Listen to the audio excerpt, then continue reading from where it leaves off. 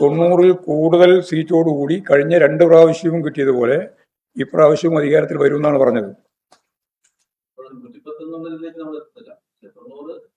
ഞാൻ പറഞ്ഞതിൽ അതുണ്ടോ? അല്ല, ഞാൻ പറഞ്ഞതിൽ അതില്ലല്ലോ. അതെ, അതിന് 90 ഞാൻ പറഞ്ഞില്ല. നിങ്ങൾ വെറുതെ ആവശ്യമില്ലാതെ വിശദീകരണം നടത്തുന്ന കാര്യം എന്തായാലും ഞാൻ പറഞ്ഞത് എനിക്ക് നല്ല ധാരണ. ഭാഷ മലയാളത്തിലല്ലേ പറഞ്ഞത്. ഞാൻ പറഞ്ഞതിന്റെ അർത്ഥം എത്രത്തോളം ഉണ്ടോ ആ അർത്ഥവ്യാപ്തി പൂർണ്ണമായിട്ട് ഉൾക്കൊള്ളുന്നതാണ്. 90-ന്റെ മേലെ, 90-ന് മുകളിൽ. അത് 2 പ്രാവശ്യം അങ്ങനെയാണ്. 2021 തെരഞ്ഞെടുപ്പിൽ അതിനായിരുന്നു, 2016 തെരഞ്ഞെടുപ്പിൽ അതായിരുന്നു.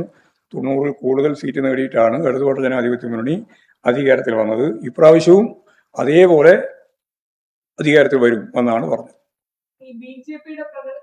BJP ഒരു സീറ്റും കിട്ടില്ല കേരളത്തിൽ.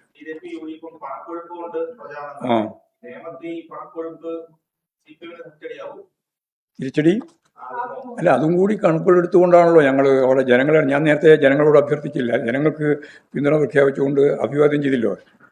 ഈ എരിപൊരി കൊള്ളുന്ന വെയിലത്ത് ഞങ്ങളുടെ സഖാക്കൾ സമീപകാലത്തൊന്നും ഇല്ലാത്ത രീതിയിൽ പല പ്രാവശ്യം അവർ ഈ മാധ്യമങ്ങൾ ഉൾപ്പെടെ ഞങ്ങളെല്ലാം കൂടി ചേർന്നുണ്ടാക്കുന്ന എല്ലാ തരത്തിലുള്ള കള്ള നുണ പ്രചരണത്തെയും അഭിമുഖീകരിച്ചത് ഞങ്ങളുടെ 10,000-കണക്കിന് സഖാക്കളുടെ നാപ്പുണ്ട്.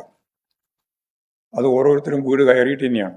മണ്ഡലം കമ്മിറ്റി മെമ്പർമാരും ജില്ലാ കമ്മിറ്റി മെമ്പർമാരും ഉൾപ്പെടെ ഞങ്ങളുടെ സ്ക്വാഡ് പ്രവർത്തകരാകെ പല പ്രാവശ്യങ്ങളിലായിട്ട് വീട് കയറി അവരോട് സംസാരിച്ച് കൃത്യതയോടുകൂടി ഈ ഇലക്ഷൻ പ്രവർത്തനം മുഴുവൻ നടത്തിയിട്ടുള്ളവരോടാണ് ഞാൻ ആദ്യം നന്ദി പറഞ്ഞത്. അവരെയാണ് ഞാൻ അഭിവാദ്യം ചെയ്തത്.